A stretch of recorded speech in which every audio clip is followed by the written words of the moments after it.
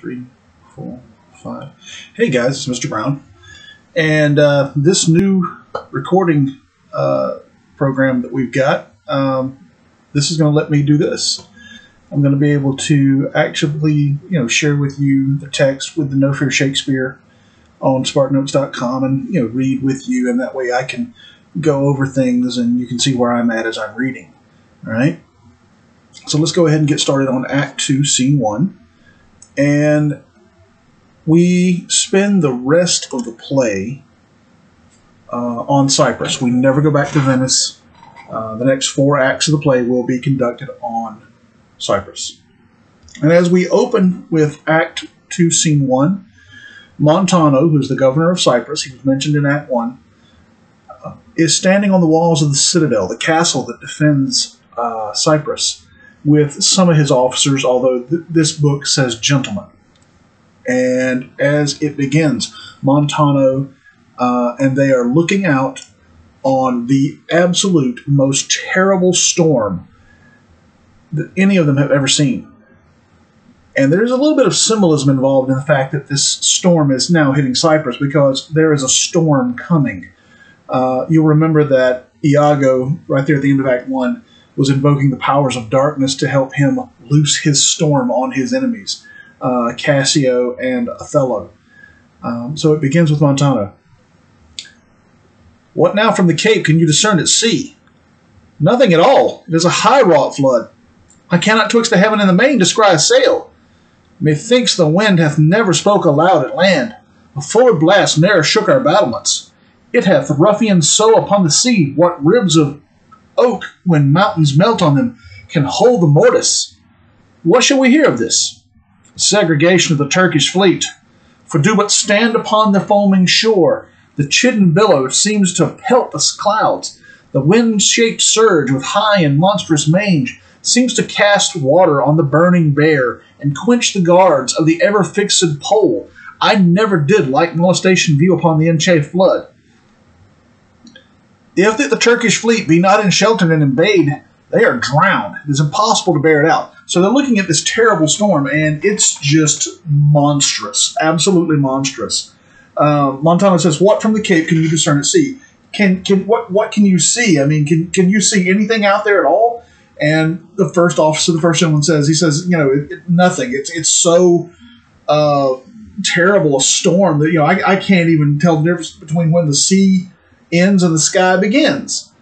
And Montano says, I don't think there's ever been a worse storm than this. I mean, just the wind gusts, from the storm are shaking this giant stone castle.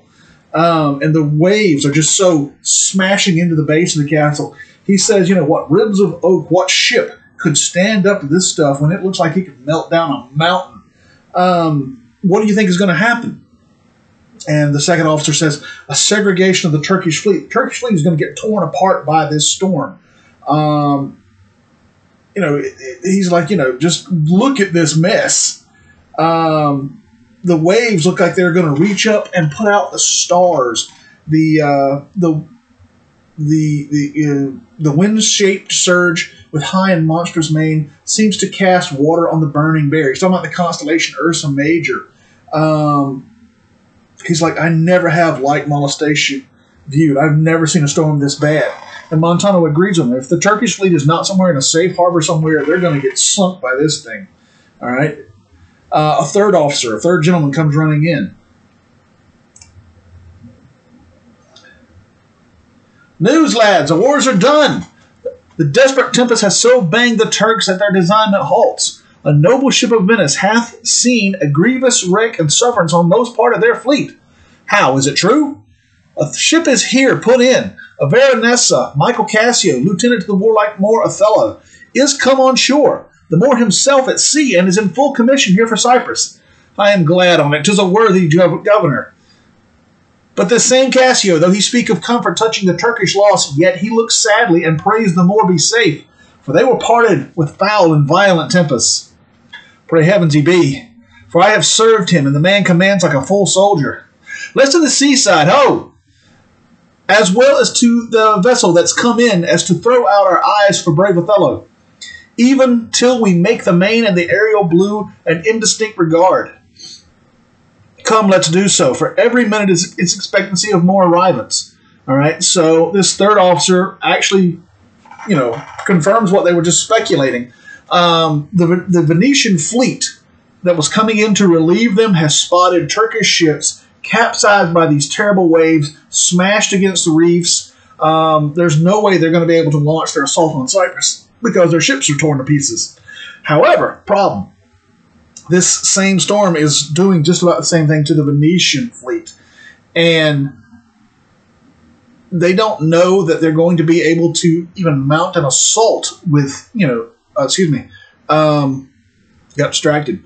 They don't know if they're going to be able to actually, put their fleet in because the storm is so bad. One ship has managed to put in, and it's Cassio's ship. And he brings word that, Othello is on his way. He is to take command. Montano and he have served together, and Montano expresses great relief that it's Othello coming to help them. But the officer further reports that, he and Othello were separated by this violent storm. The fleet of Venetian ships was coming in, and Cassio's on one ship, Othello's on another one, so that if something happens, at least one of the commanding officers will be safe, hopefully. But the storm, as they were keeping pace with each other, tore the fleet apart. And now, Montano is saying, well, let's go down to the docks. We will welcome Cassio, and we will keep our eyes open to see if Othello or any of our other ships might arrive. All right? Cassio comes in. Thank you, you valiant of this warlike isle, that so approve the more. Oh, let the heavens give him defense against the elements, for I have lost him on a dangerous sea. Is he well shipped? His bark is stoutly timbered, and his pilot a very expert and approved allowance. Therefore my hopes, not surfeited to death, stand in bold cure. A sail! A sail! A sail! What noise? A messenger. Sorry. The town is empty. On the brow of the sea stand ranks of people, and they cry, sail! My hopes do shape him for the governor. And there's a cannon shot.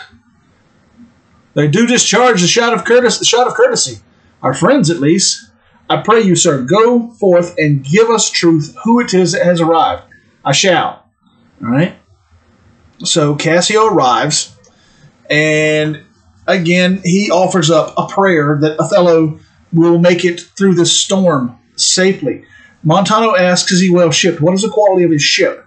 And Cassio said his bark is stoutly timbered. Bark is an old word for ship, and his pilot is an expert. Still, all that being equal, I have hope, but, this is not the high. I don't have the highest of hopes because this stuff is bad.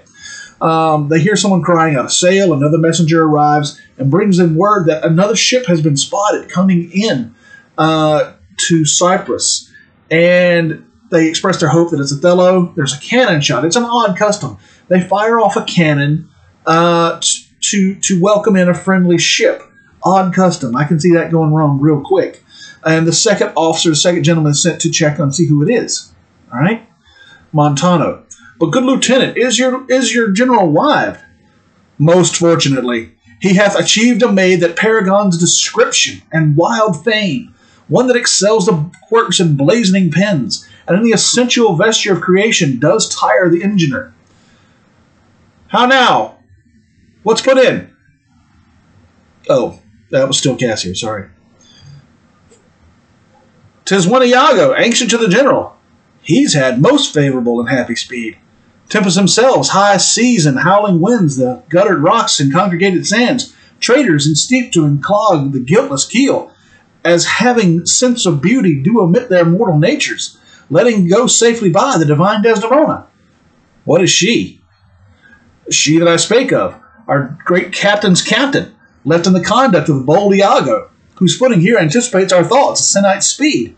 Great Jove, Othello guard, and swell his sail with thine powerful breath, own powerful breath, that he may bless this bay with his tall ship, make love's quick pants in Desdemona's arms, and give renewed fire to our extinct spirits. Montano asks, has Othello taken a wife yet? And this is where we see some of Cassio's ladies' man nature come out. He just can't help himself. He says, extremely fortunately, he has found a wife that outdoes any attempt to describe her. Any poet who was to try to describe her would exhaust himself, and his pen would burst into flames trying to do it. She's the most perfect thing in all creation. The second ship is identified as being Iago's. Now, you remember Iago was left behind to pick up Othello's orders and to bring Desdemona when it would be safe for her to come to Cyprus. Othello was not going to just drop her in the middle of a war zone. And in fact, Cassio said he was not supposed to have arrived for a sennight, at least a week. Yeah.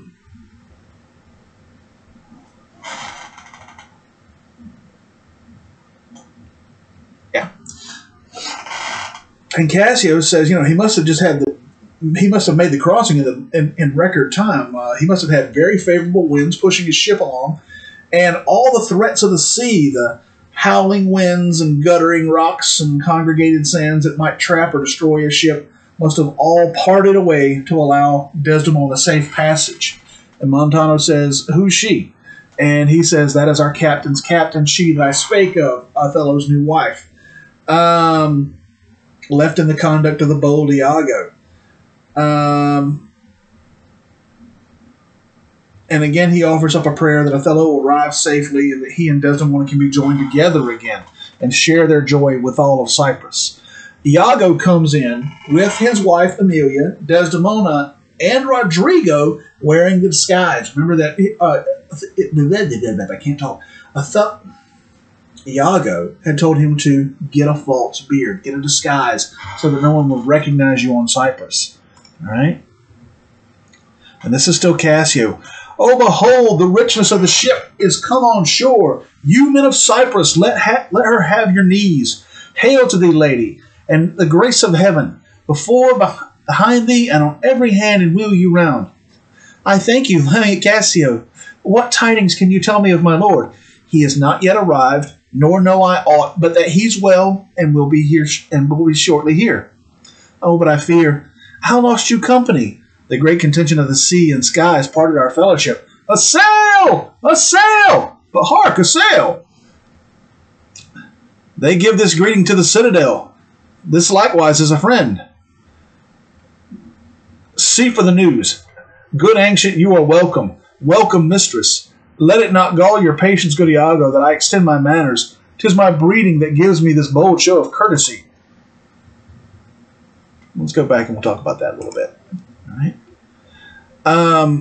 Again, the ladies' man, the gallant gentleman, Cassio. When Desdemona comes ashore, Cassio commands the men of Cyprus to go to their knees before this great beauty of Venice that has come amongst them. He kisses Desdemona's hand. She's very happy to see him, of course. And she says, "Where is Othello? What can you tell me of my husband?" And he says, "He's not here yet, but I have no reason to believe he's anything other than perfectly safe." She's like, "How were you separated?" He's like, "The storm separated us, the contention between the sea and sky." And another sail is spotted. They send the second gentleman off to go check on it.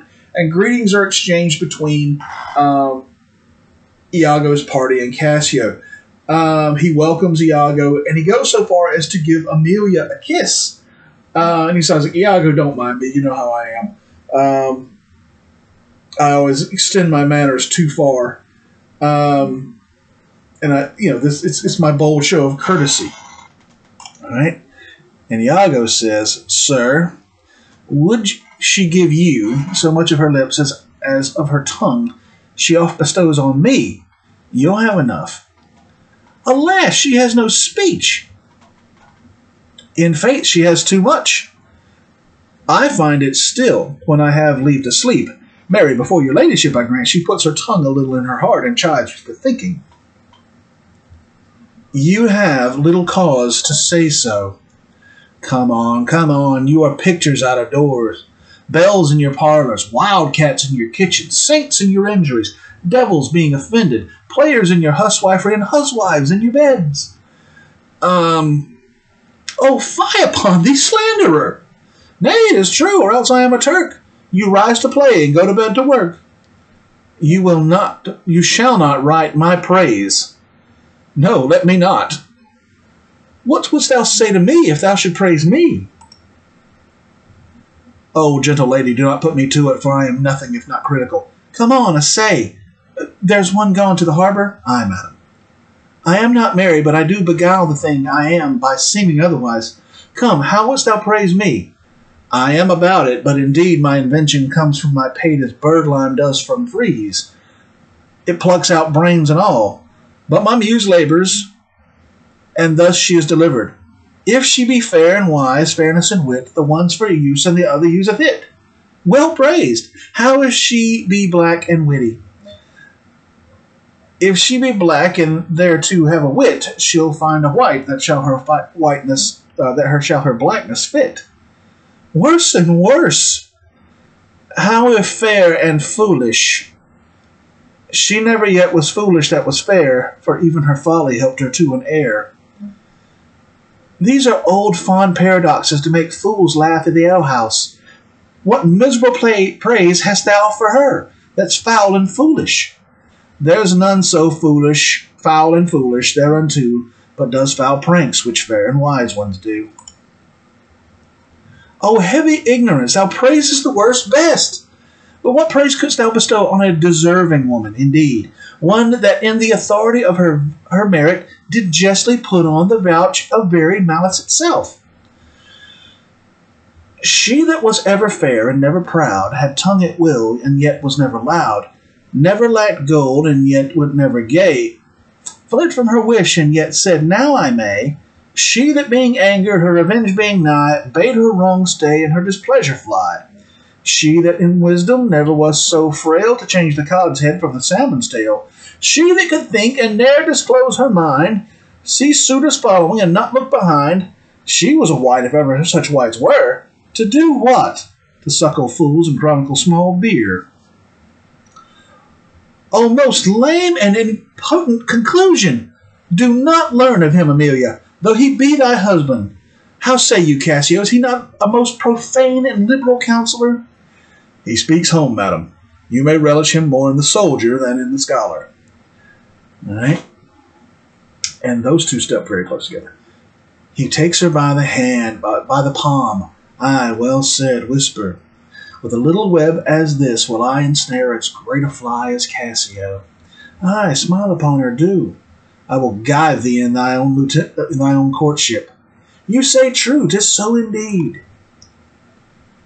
If such tricks as these strip you out of your lieutenantry, it had been better you had not kissed your 3 fingers so oft, which now and again you are most apt to play the sir in.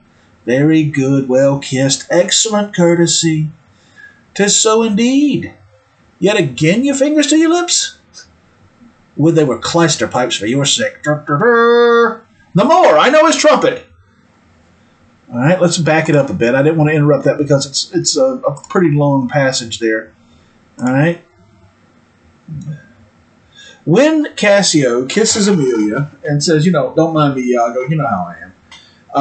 Iago says, if you had to deal with the sharp edge of her tongue as much as I do, you'd be staying as far away from her mouth as you could. And Desdemona, sweet little innocent sheltered Desdemona, is like, no, you did not just say that. Your wife is a very gentle, quiet-spoken lady. And Iago says, no, she does run her mouth way too much. I grant you, she's out here with you. She's putting on a good front.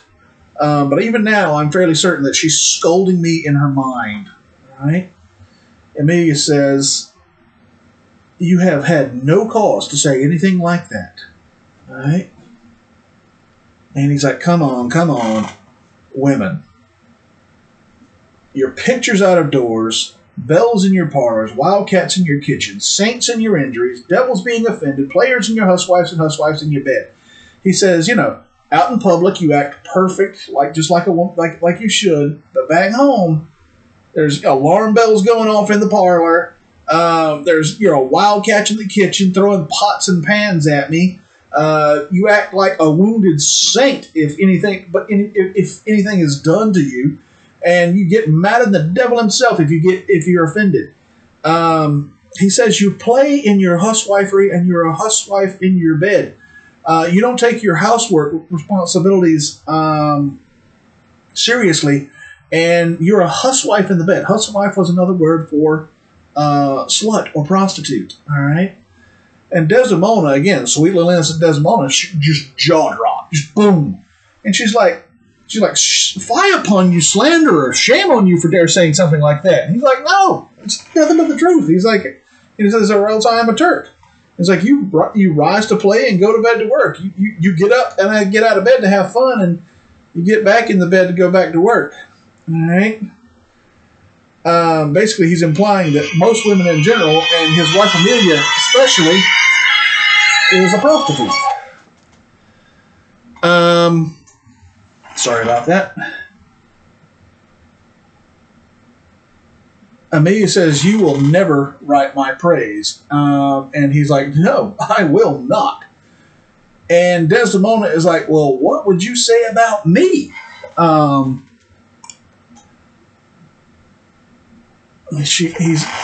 responds and says, oh, lady, you really don't want me to go there. You do not want me to do that. I am critical by nature.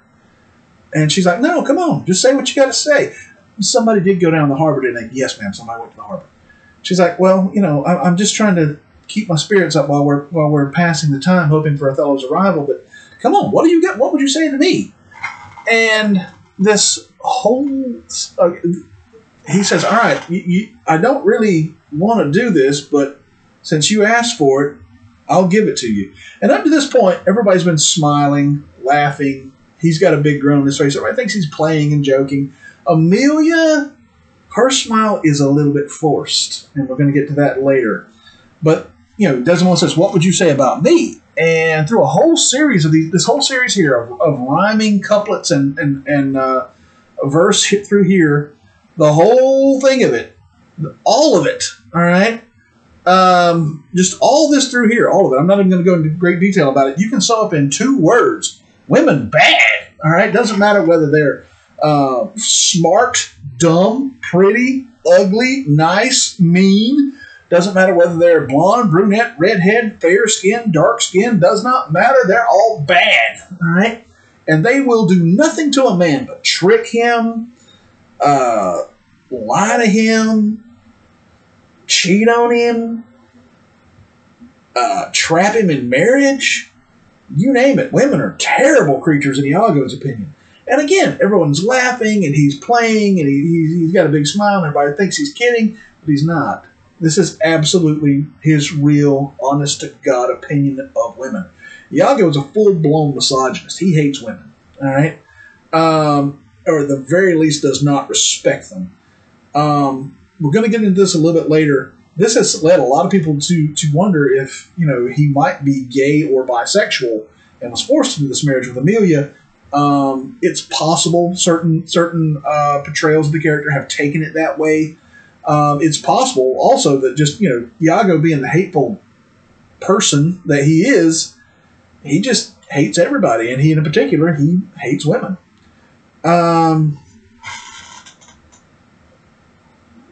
When he finishes, he said, if you're lucky,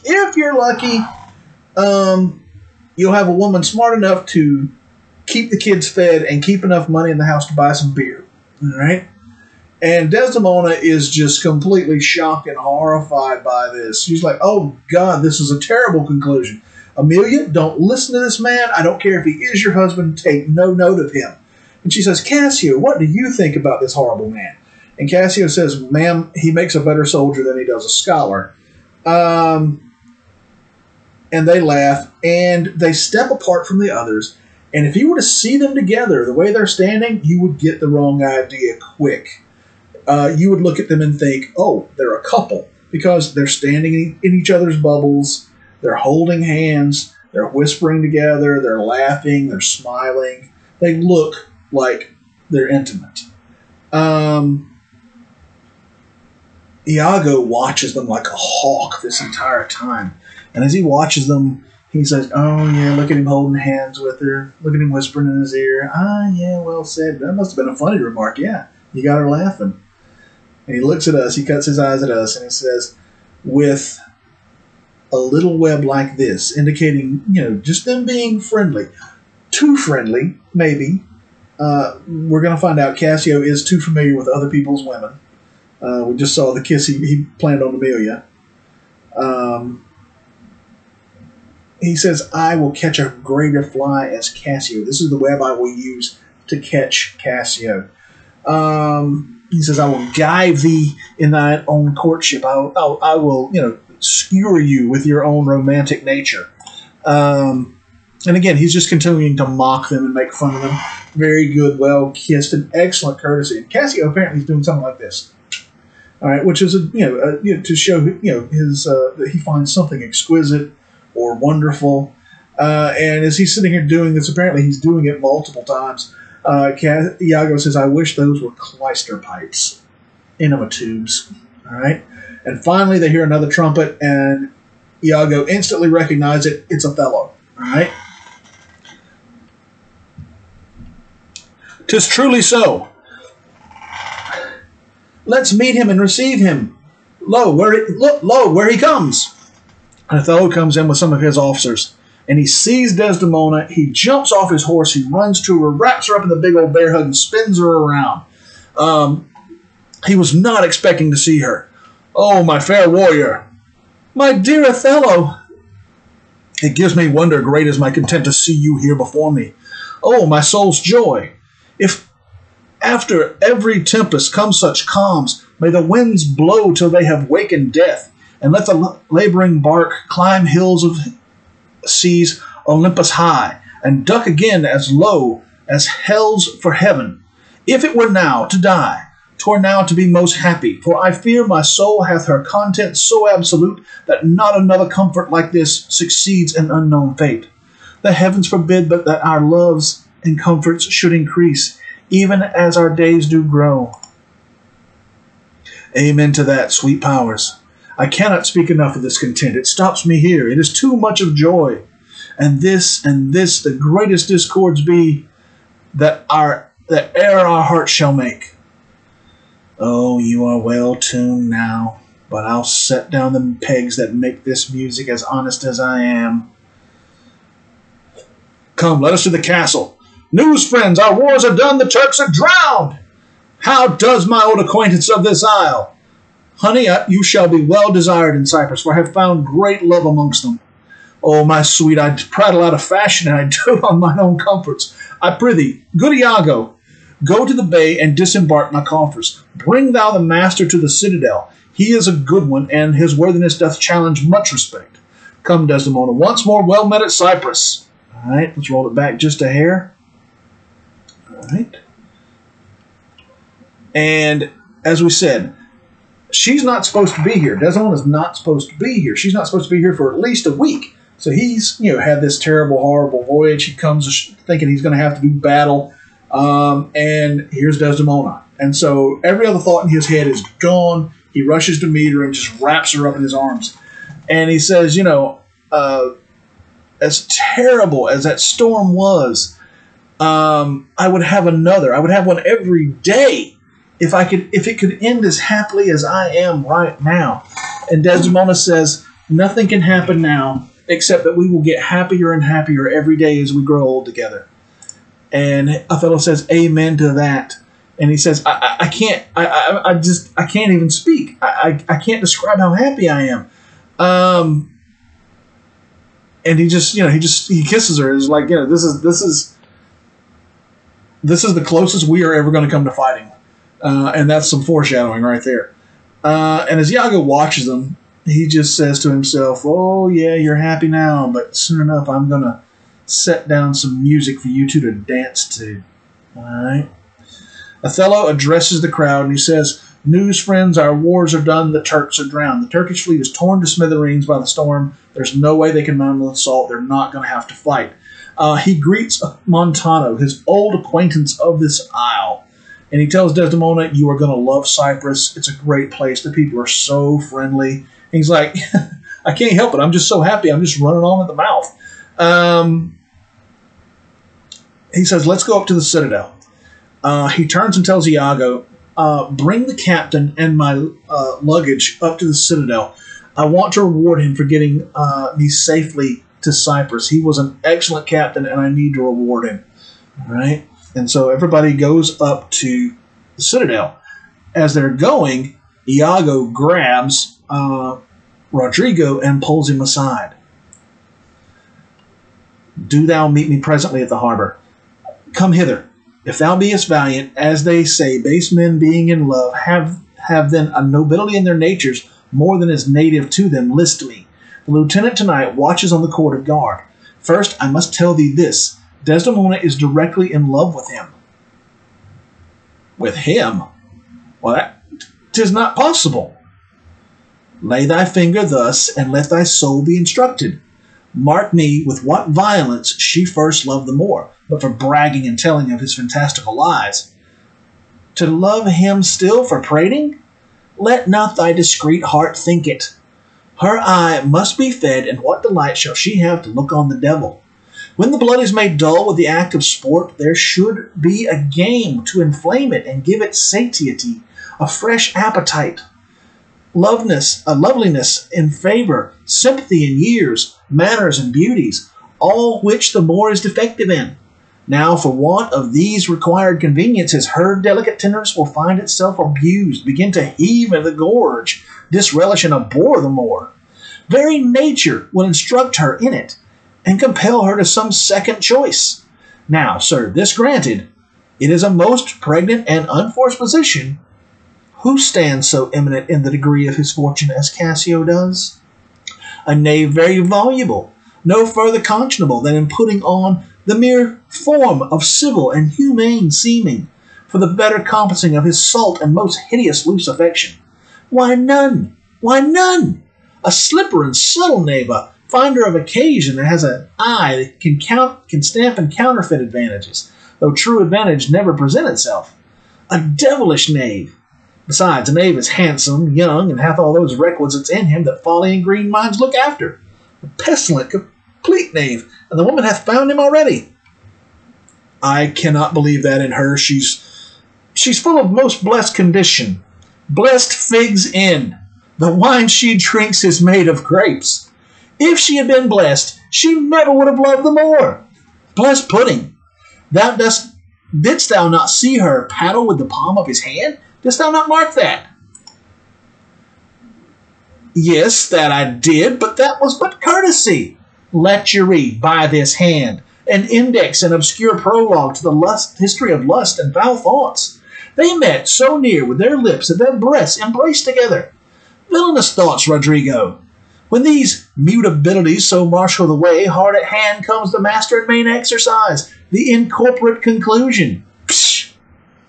But, sir, be you ruled by me. I have brought you from Venice. Watch you tonight for the command. I'll lay it upon you. Cassio knows you not. I'll not be far from you. Do you find some occasion to anger Cassio, either by speaking too loud or attaining his discipline, or from what other course you please, which the time shall more favorably minister? Well, sir, he's rash and very sudden in choler, and haply may strike at you. Provoke him that he may, for even out of that will I cause these of Cyprus to mutiny, whose qualification shall come into no true taste again, but by the displanting of Cassio. So shall you have a shorter journey to your desires by the means I shall then have to prefer them, and the impediment most profitably removed, without the which there were no expectancy of our prosperity. I will do this, if I can bring it to any opportunity.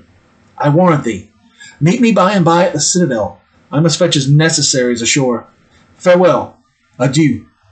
All right, and he leaves. I'm going to do this next little Iago bit here, and then we'll wrap up this scene. Actually, no, let's go back and do this first. All right. So go back to page 9, where Iago first starts talking to Rodrigo. he sends somebody to go ahead and go to the ship and gather Othello's luggage. Do thou meet me presently at the harbor. And then he takes Rodrigo aside, and this is where he starts spinning his web, putting his plans into operation. He says, I hope you're brave, as I've heard that men desperately in love are. Because I have to tell you something that is going to be difficult for you to hear. All right?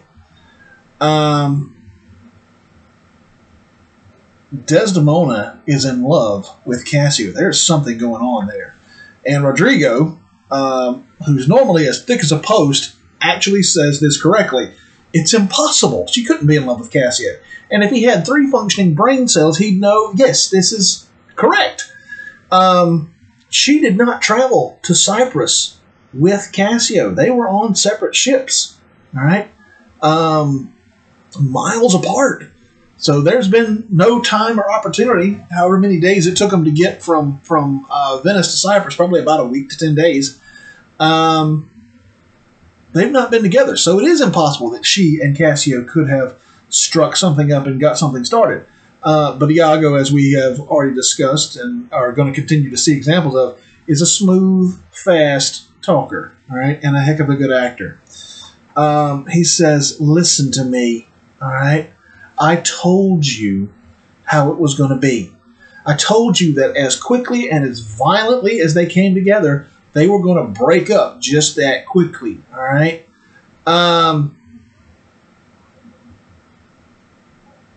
The first time, that she slept with him, she was going to realize that she's made a terrible, horrible mistake, all right? And she's going to, begin to, as he puts it, heave the gorge. She's going to want to vomit every time she looks at Othello. She's going to disrelish and abhor the more. And she's going to look for somebody more fresh in appetite, loveliness and favor, sympathy and more years, depth, manners, and beauties. All right, all of which the more is defective in, he says. She's going to look for somebody more her own age, her own background, her own culture. He says, none of which, Othello can provide her. And he says, who stands so close to her as Michael Cassio? He says, a knave very voluble, a smooth-talking dude with a bunch of smooth words to win young ladies' attentions. All right. He says there's nobody in a better position than he is to win her attentions. He says he's a slippery, subtle knave who's good at finding occasions, and when he can't find one, he can counterfeit one. He can manufacture one of his own occasion. Basically, opportunities to hook up with somebody. He says, besides, the knave is handsome, young, and hath all those requisites in him that folly and green minds look after. He says he's got all the qualities that a naive young girl would want in a boy, all right? A guy. And he says he's a pestilent and complete knave, and the woman that found him already, she's already got her eye on him. Rodrigo says, no, I don't believe that. She's too blessed a condition to do that. And Iago's like, blessed figs in. The hell she is. She is, as mortal as the next woman and wants the same things as the next woman. If she was blessed, she'd have never fallen in love with the Moor to begin with. It's like, didn't you see them paddling with the palm of their hands? Didn't you see them holding hands together? Well, yeah, I saw that, but that was just courtesy. They were just being friendly. Oh, they were being friendly, all right. So it was lechery. That hand-holding was the prologue of the history of lust and foul thoughts. That is just but the prelude of what is to come. We're going to end up with the master and main exercise. We're going to end up with the incorporate conclusion. Basically, this is going to end in them being in bed together. He says, all right, listen to me. You're going to have to take Cassio out. You're going to have to eliminate your rival. You and he are both going to be on guard tonight. Cassio's going to be in command. I want you to find some occasion, any excuse you can. Insult him in any way possible. Get him mad. Get him mad enough that he'll start swinging. All right? And Iago's like,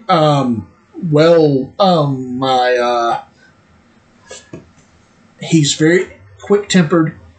He will probably take a swing at you, and you want him to. Because even as you two are fighting, I will cause a mutiny, a riot amongst the guards, and Othello will have no choice but to fire Cassio. If his second in command, if the guy in second in command of his entire army can't handle being on guard duty for one night, he's not going to have a choice. He's going to have to fire him, right?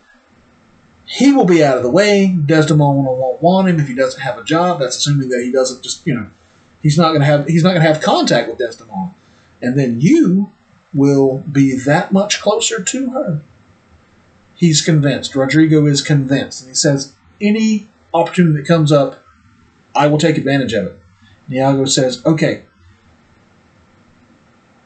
I'm going to go get Othello's luggage and bring it up to the Citadel. Meet me there later.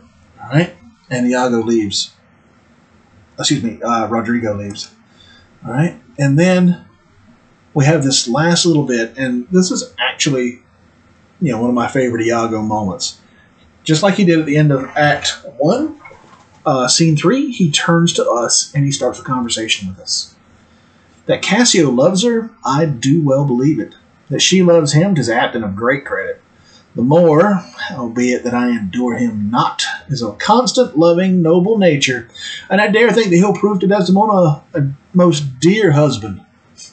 Now I do love her too, not out of absolute lust, though peradventure I stand account for as great a sin, but partly led to diet my revenge. For that I do suspect the lusty Moor hath leaped into my seat, the thought whereof doth like a poisonous mineral gnaw my inwards. And nothing can or shall content my soul till I am even with him wife for wife. Or failing so, yet that I put the Moor at least into a jealousy so strong that judgment cannot cure. Which thing to do? If this poor trash of Venice, whom I trace for his quick hunting, stand the putting on, I'll have our Michael Cassio on the hip. Abuse him to the Moor in the right garb, for I fear Cassio with my nightcap too.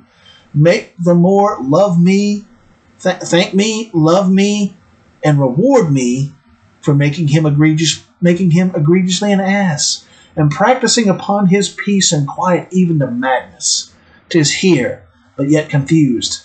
Knavery's plain face is never seen till used. All right, that's the end of Scene 1. All right. Iago says, it really would not surprise me to find out Cassio does love her, to find out there is something going on there. He says that she has feelings for him wouldn't surprise me at all either. And Othello, even though I can't stand him, there's not a doubt in my mind that he loves her to death too. He says, now, myself, well, I've got my feelings for her too. But he does admit that it's lust. Primarily just plain old-fashioned lust, although he denies it. He also says it's to diet his revenge. Because, again, remember that he has heard a rumor that Othello has been sleeping with Amelia. Where is it? For I do suspect the lusty Moor hath leaped into my seat. And he says, I don't have any proof, but just a thought of it is like eating me up inside like poison. And he says, I will not be satisfied until I am even with him wife for wife. All right? Or at least made him so jealous that he loses his reason and does something stupid. All right? He says, now how do I pull this all off? If this young poor trash of Venice, Rodrigo, will stand the hunting that I've put on him, I'll have Michael Cassio on the hip. He's going to overthrow Michael Cassio and take his place. And he actually goes so far as to say, I fear Cassio with my nightcap too. He basically thinks Cassio's been messing around with Amelia too. He doesn't trust his wife at all, not with anybody.